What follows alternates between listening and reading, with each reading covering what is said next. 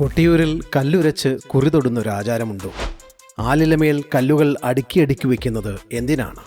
വൈശാഖ മഹോത്സവകാലത്ത് അക്കരെ കൊട്ടിയൂരിൽ നടക്കുന്ന ഓരോ ആചാരവും നൂറ്റാണ്ടുകളുടെ വിശ്വാസത്തിലും താന്ത്രിക ജ്ഞാനത്തിലും പൗരാണിക സ്മരണയിലും അധിഷ്ഠിതമാണ്. ഓരോ ഭക്തനും ബാവലിപ്പുഴ മുറിച്ചു കിടക്കുമ്പോൾ ഒരു സാധാരണ നദിയല്ല അവൻ കടക്കുന്നത്. ലൗകികതയിൽ നിന്ന് ആത്മീയതയിലേക്കുള്ള ഒരതിരാണ്. നിങ്ങൾ കൊട്ടിയൂരിലേക്ക് പോകുന്നത് ഭഗവാനെ ദർശിക്കാനാണ്. കുളിച്ച് ശുദ്ധരായി മഹാദേവനെ ഒരു നോക്ക് കണ്ട് തൊഴുതു മടങ്ങുക. അല്ലാതെ ആരെങ്കിലും പറഞ്ഞ അറിവുകേടുകൾ വിശ്വസിച്ച് കല്ല് നനച്ചുരച്ച് നെറ്റിയിൽ തൊടുക, ആലിലകൾ പറിച്ചു വച്ച് അതിന്മേൽ കല്ലുകൾ അടുക്കി വയ്ക്കുക, ഇത്തരം പൊട്ടത്തരങ്ങൾ ചെയ്ത് ആ പുണ്യഭൂമിയുടെ ആചാരപ്പെരുമ നശിപ്പിക്കരുത്. കല്ലുകൾ ഉരച്ചാൽ നിങ്ങൾക്ക് ചന്ദനം ലഭിക്കില്ല.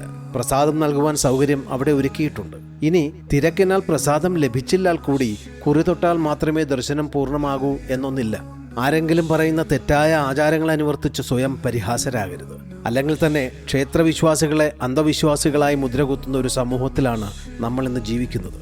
ഇത്തരം പ്രവൃത്തികൾ അത്തരക്കാർക്ക് കൈകൊട്ടിച്ചിരിക്കുവാനുള്ള ഒരു അവസരം മാത്രമാണ് നൽകുക. ഭക്തിയോടെയുള്ള സമർപ്പണം അതെന്തുമാകട്ടെ, ഭഗവാൻ സ്വീകരിക്കും.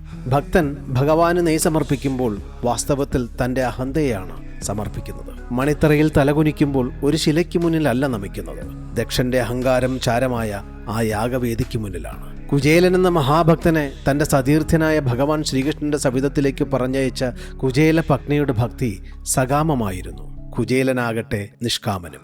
അതുകൊണ്ടാണ് ശ്രീകൃഷ്ണ പരമാത്മാവിൻ്റെ സവിധത്തിലെത്തി അവിടുത്തെ കാരുണ്യപൂരിതമായ സൽക്കാരത്തിന് പാത്രമായ ആ ബ്രാഹ്മണൻ താൻ വന്ന കാര്യം പോലും മറന്നുപോയത്, ഭാര്യ പറഞ്ഞയച്ച ആവശ്യങ്ങളൊന്നും ചോദിക്കാൻ തോന്നാതിരുന്നത്. എന്നാൽ ഭക്തന്റെ മനസ്സിൽ കുടിയിരിക്കുന്ന ഭഗവാന് അത് മനസ്സിലാകാതിരിക്കാനാകുമോ? അതിനാൽ ചോദിക്കാതെ തന്നെ വാരിക്കോരി കൊടുത്തു. ഉദ്ദിഷ്ട കാര്യസിദ്ധിക്ക് സ്വർണ്ണക്കിരീടവും ഉരുളിയും നൽകണമെന്നില്ല. അത് ഒരു പുഷ്പമായാലും ഭഗവാൻ സന്തോഷത്തോടെ സ്വീകരിക്കും. ഭക്തി എന്നാൽ ഇരുളിലേക്കുള്ളൊരു യാത്രയല്ല, വെളിച്ചത്തിലേക്ക് ജ്ഞാനത്തിലേക്കുള്ളൊരു യാത്രയാണ്. അക്കരെ കൊട്ടിയൂരിൽ സ്ത്രീ ഭക്തർക്ക് ദർശനത്തിൻ്റെ അവസാന ദിവസമാണ് നാളെ. എല്ലാവർക്കും ദർശന ഭാഗ്യം ലഭിക്കട്ടെ. എല്ലാ പെരുമാൾ ഭക്തർക്കും നന്മകളുണ്ടാവട്ടെ.